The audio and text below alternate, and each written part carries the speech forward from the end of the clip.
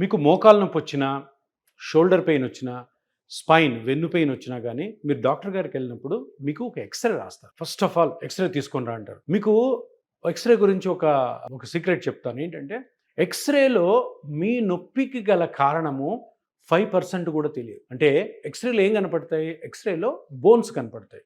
So, బోన్స్‌లో ఏదన్నా problem ఉండి, ఆ బోన్ వల్ల మీకు నొప్పి వస్తేనే మీకు ఎక్స్‌రేలో దానికి కరెక్ట్ డయాగ్నోసిస్ వస్తది. కానీ ఈ ఎక్స్‌రేలు తీసుకోవడము, పెయిన్ కిల్లర్స్ వాడడము. ఎక్స్‌రేలు తీసుకోవడము, పెయిన్ కిల్లర్స్ వాడడం.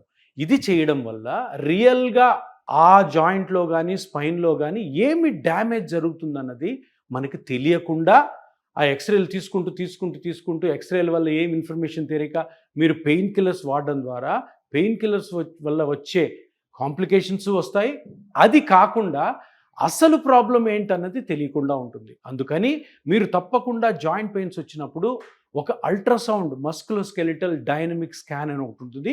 అది తప్పకుండా అడిగి కనుక్కోండి. ఎందుకంటే ఈ స్కానింగ్‌లోనే మీ పార్ట్‌లు ఏవైతే డ్యామేజ్ అయ్యాయో ఇమ్మీడియేట్‌గా తెలుస్తుంది.